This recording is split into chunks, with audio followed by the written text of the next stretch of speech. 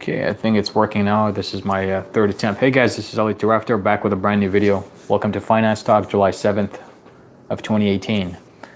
I want to keep this, guys, very short and brief. A lot of you guys have great things to do. It's Saturday. Hopefully you're on the West Coast enjoying. It's still morning for you, around 10 o'clock. If you're on the East Coast, it's about 1 o'clock. So today's topic, I want to go around the communication strategies when you're working with us with credit repair. And another thing we want to talk about also is the fact of working with, let's say, different companies and what you should be looking out for when you're switching.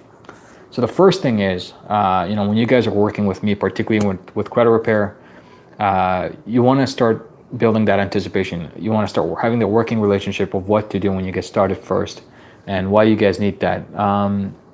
One of the things is, first, when you start with me, you have to understand that I need your IDs, I need your social, I need your credit reports. If you don't have the credit report, if you're not able to obtain it for some reason, I know a lot of people in the past, just a couple of weeks actually, they've said, look, Ali, I'm not able to get my credit reports for some reason, in Experian's not generating one, or Equifax or TransUnion, right?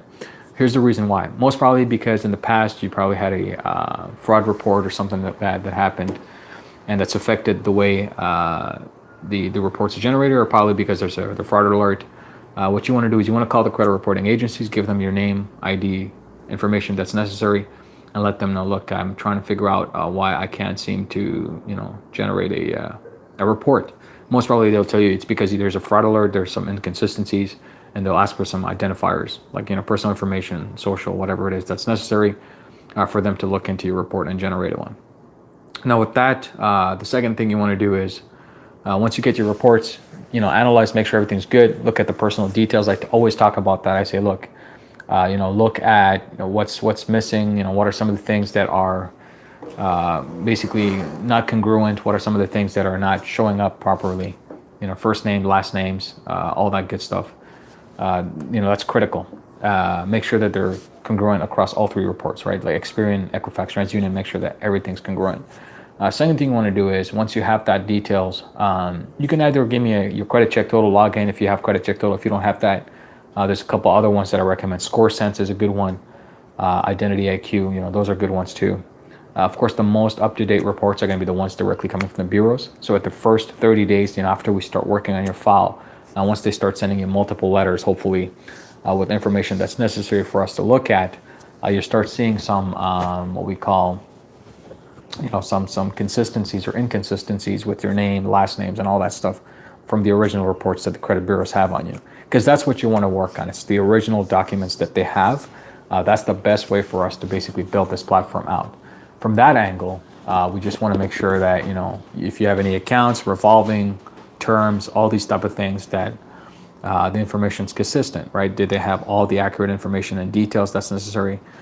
Do they have, terms that are clearly outlined? Do they have, if you have late payments, is the status corrected? So all these type of things that we need to look at. Now, past that point, there's a couple of things that we may want to consider. Like, for example, some of the closed accounts a lot out there. I tell my clients, like, hey, look, if you have closed accounts and the limits are not showing, or whatever the high balance was, possibly you want to give them a call and say, look, you have a closed account. I just want to make sure that if you want to include some limits so that at least my credit is reflected accurately. What happens is, a lot of people who send letters to those creditors saying, look, I want to fix my account. It's been closed for, let's say, X amount of years. Can we fix the status and put it with the limit and everything as a letter? There's a chance that that item may come off your report. So sending a letter may be a risk at that point. What you want to do in those situations is you want to pick up the phone and give them a call directly. A lot of people say, well, I've tried it with letters, it works in the past, to adjust an existing account that's closed with good standing, unfortunately without any balance there or limit. You can try with letter, but the risk of it coming off is high. And if that's the case, then what's going to happen now is, keep in mind that it's not an active account. So what I mean by that, because it's not an active account, because it's not something that's actively reporting every month, there's a date where the activity is reported, you will probably not come back on again. So you risk losing that good credit history if you have good history on that. So you got to be careful with that. You got to give them a call, pick up the phone, give the creditor a call and say, look, I've been with you guys for a long time. I've had this account for a while now. On the credit reports, it's reflecting not positively. So I just wanted to fix that, adjust it so that at least I can, what we call, it can be accurately reflected. Most of the times, maybe in 1 out of 10 times, they'll say, okay, sure, and they'll fix the limit and give it to you. So that could work. You want to work with that as well. That's a trick to help enhance your credit before you even get to me, right? And then finally, a lot of people have child support payments and things like that, things like bankruptcy, these negative accounts, right? Like collection accounts that are repeating, like with different names. These type of things, like what you want to do with that is essentially just send it over to me, look at them, make sure that, this information, like for example, you look at a collection account, right? Like you see one name with a balance that's like crazy balance and it says past due is the same as a balance. And then you're going to have another collection account with a different name that kind of shows up almost similar information. It's just a different name, right? But it's just really, it's repeating itself, or they have like multiple collection agencies working connected. Like Midland Funding, for example, they run several collection agencies. But you'll see the same thing. You see the same balance, the same past due, the same term, the same, basically almost similar account information, just different digits. So with those circumstances, of course, it's repetition. It's really something that one collector is using multiple names, and that's kind of a violation of the FDCPA among the FCRA as well for accuracy. So you look at that. For child support, let me be very clear right now. Just because you want to get rid of it from your credit report doesn't free you from the obligation of catching up to the child support or making those payments. Because if you do that, let's say if you remove it off your report and you say like, oh, I don't want to worry about paying my child support, you're going to put yourself in a lot of trouble. A lot of people go to prison for that. And I don't want you to be, in that situation where you feel that it's coming off your credit and you're not obliged to it anymore. And again, even with the credit fact, right? Like let's say if we remove it, and I want you to be very, very open to understanding this. I want to be transparent with you. Even if we do remove that child support, right? And let's say you're late the next month, what's going to happen is that child support is going to come back. It's going to come back because that negative standing, it's recycling itself, right? Like you remove it 1 month, that's great, and then the month 2, what happens now is you're at that point, and unfortunately, because you're not making your payments, you're not respecting the obligation, that child support payment can actually go back to your credit report because now they have the data to say, look, this person's late again. Whether 30, 60, 90 days, whatever it is, they're late. So you got to be careful with that. That child support is a very sensitive thing. You guys have to be careful with that. And for those out there who are thinking like, I just want to get rid of it from my credit report, I don't want to be obliged, and I'll just apply for credit. The government agencies share a database with lenders and everything like that with public records. LexisNexis is a big one. Risk Solutions for LexisNexis, everybody uses that. Even if you suppress and freeze that information, they have the archives, the reports, so they can use that information. And if they use it, even if they look at your credit, it can be something that's like inconsistent and incongruent, right? So you got to be careful, like a lot of lenders out there, they don't just rely on credit. They look at a lot of other factors nowadays because of the risk, because people know nowadays that, when you're fixing credit, it's not just about credit. It can be engineered, it can be enhanced, it can be fixed. And, every financial services business in the industry are privy to this information. They know nowadays that it takes a little bit more than essentially, the credit reports, right? So just be careful with that. You want to work with that as well. And then finally, once you understand all that, then if you feel like, oh, you want to fix a couple other things and you're not sure which direction to go, then you can contact me at talk@bestcreditresources.com. I'll have a look at your file and I'll see what we can do more from that angle, okay? So that's the first step, right? Like once you get into the game of, hey, I'm ready to fix my credit. I want to take that leap. I want to start working on my file. Past that point, you want to say, look, what are some of the things that I need to do from the get-go? What's my expectation, right? A lot of people feel that, if they just pay for it, everything's going to come up in 30 to 45 days and they don't have to worry about it. That's wrong. In most cases, unfortunately, there's two sides to the story. We do our work. We generate everything that we can on our side to work with compliance, to work with the credit reporting agencies and all the individuals that we work with. But once you get those letters back, it's on you to communicate back and say, look, hey, here's my letters. Here's the scanned copy, and submit it to me. Because a lot of people still feel like, oh my God, I don't have time to go through my letters or mail. But again, this is a very critical thing. Like if you're working on your credit, it's probably very sensitive. You want to fix it as soon as possible because you're worrying about getting into a home, or you're worrying about, let's say, using it for, for your business or personal needs. Whatever the case, you still need to be very careful with it. You have to communicate. You have to take this as a priority. As soon as you get those letters, it's important for you to scan them and send it to me or fax it to me. So there's this phone application that's called Cam Scanner. It's free, literally, it's free. So you can just take it, take a picture of your, let's say the letters that you get one by one, just scan it, and boom, you get to go. You email me those letters, and we go and move on to the second round, third, fourth, fifth, whatever it is, right? So that's important. So be ready. When you're going into credit repair, it doesn't matter if it's not me, it doesn't matter if it's somebody else. When you go into credit repair, you have to be ready. You have to be ready for two things. Number one, okay, 30 to 45 days from now, I'm going to get mail, and I have to work with getting that mail, scanning it, or faxing it to the company that I'm working with. That's the first thing you got to anticipate all the time, right? And you have to be ready. It's not just that one shot that you get one mail once. It can be multiple mails spread out through multiple different days. You just have to designate possibly 1 or 2 days a week to look into that, collect the email, and scan it and send it or fax it. So that's the first thing you got to anticipate. The second thing you got to anticipate is one of two things. If you're paid upfront for a whole year's worth of service, that's great for you. But if you have some month-to-month subscription, keep in mind, okay, the value is usually in the amount that they're charging. So if they're charging you $100 a month, for example, like Lexington Law, a lot of people are complaining about that nowadays, and I get it. Most probably what's going to happen is you're going to get only $100 worth of service. A lot of people will charge you, let's say, $150 a month, and you're still going to get $150 worth of service, right? One of the greatest benefits of understanding that is the fact that now you know for a fact that whatever you pay for is what you get. But in addition to that, to make the most out of it, what you got to do is you got to be open to asking questions to those credit repair companies if you're working with them. You got to ask them, hey, where are we at? Be proactive on your side. Make them work for the money that you paid. Ask them like, hey, where are we at with my file right now? What have you done so far? And what can I expect? And when should I expect it?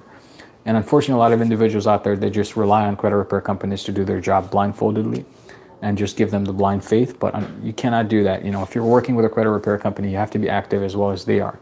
In fact, you have to be more active than them. Yes, you give them the tools and resources. You give them the credit report. They have the success strategy. They're going to deploy it out there, and they're going to work on your file. But as much as they're working on your file, you got to be responsible, and you got to communicate with them constantly and say, look, where are we at today? What can we do? What can I do to make it easier for myself? Do you recommend anything I should do in the meantime? A lot of people will just say, we'll get your credit squared away, we'll fix it, we'll send out those letters, and you'll be good to go. But beyond that, they don't give you any more guidance. Credit repair is just one piece of the puzzle, right? Like you have a lot of things possibly you want to do. Like I said, you want to get a car, you want to get a house, you want to start your business. I don't know what your goal is, but if you're looking to do certain things, you absolutely need to work with basically filling up a strategy in the meantime, simultaneously while they're working on your file. What more can you do on your side to increase the success factor of your financial conditions? What more can you do on your side to make it so that as they're working on your file, what are you doing on your side? That is basically, if you're dissecting it and you're saying, look, right now I'm basically applying for secured credit cards. I'm looking at basically increasing my cash flow so that I can pay down the large debts with high interest rates, as well as how do I prepare myself so I know 6 months down the road I can walk into a home liquidity-wise, right? Cash flow-wise. Am I saving enough? Should I restructure some of my expenses? How's my budget looking this month? What are some of the, excuse me, what are some of the patterns in the last 6 months that I've noticed that I know I can fix for a fact? So there's a lot of different things that you can focus on. But in order for you to be successful, in order for you to get the most out of it, you have to think about, okay, aside from just credit repair, as the agency's working on it, what more can I do on my side? And typically, a well-reputed credit repair company, a company that you know for a fact that you can back, or a company that you know for a fact that you can work with, will give you that strategy, will tell you exactly what you need to do.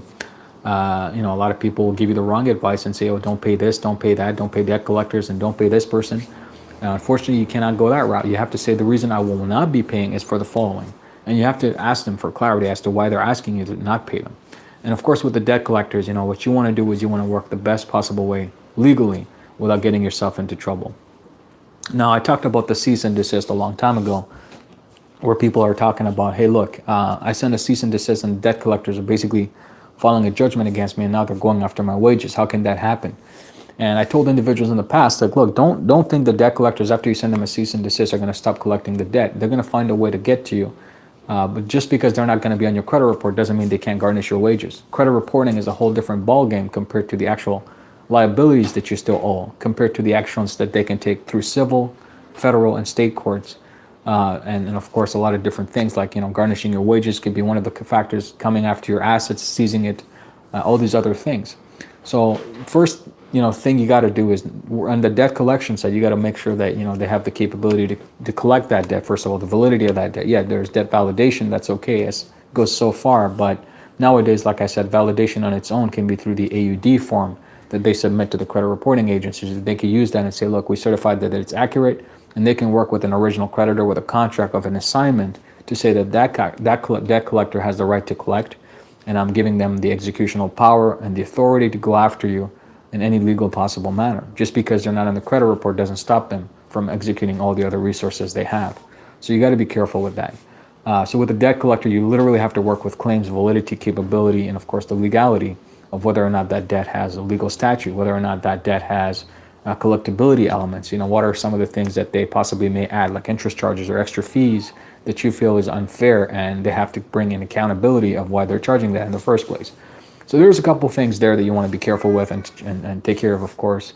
And in addition to that, with the original creditor himself or herself, whoever they are, if they wrote off that debt, what exactly are they basically stating in the quitclaim language of the contract? Here's the thing with debt collectors, okay? I'm going to give you guys a 2-minute breakdown of debt collection activities and how they work.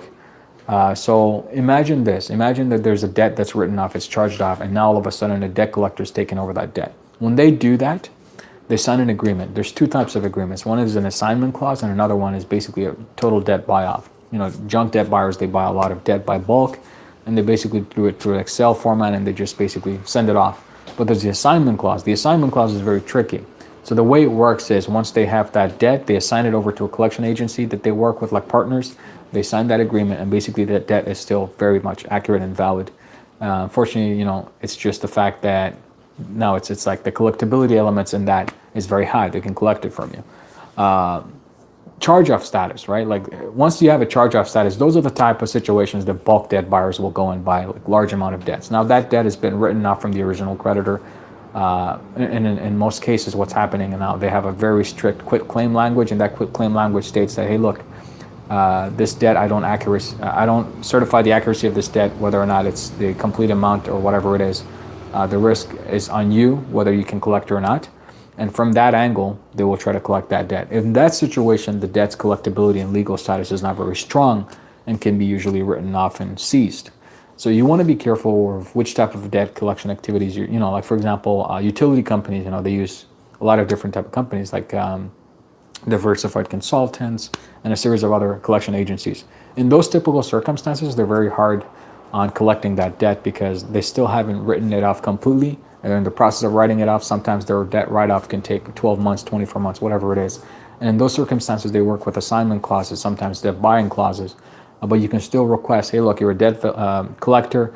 I want to see the quitclaim language in your contract because I feel that whatever you're trying to collect is not accurate. And I want you to certify to me that it is. And I want you to certify to me that that does actually have a legal standing on the fact of you collecting. And that's all it takes. And when you ask those questions, when you ask the right questions, you're going to have a greater amount of success, right?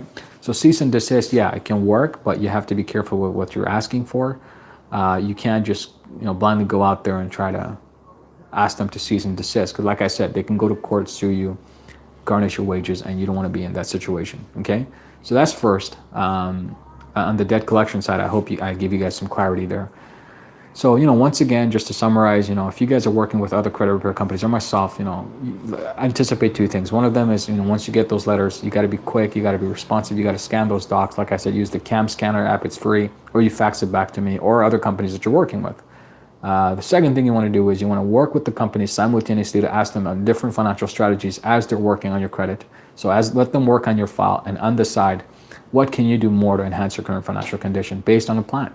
If your plan is to buy a home in 6 months, then work on increasing liquidity, maybe control your budget a little bit more, make those deposits on a savings account, keep it on the side. It could be an interest earning or interest-bearing savings account, and just make the most out of that. Because once you have those things in line and you're working on those extra financial strategies, then while you're working on your credit, you got two things going for you instead of just one thing. And I think that's very critical. And ask that credit repair company, or the agency that's working on your file, hey, look, what more can I do? Can you give me some additional strategies? And take the time, whether it be half an hour or 45 minutes, to really go on a strategy session and educate yourself on what's the right course that you can basically head towards, and what are some of the things that you can deploy financially to help yourself in those situations and circumstances. Okay.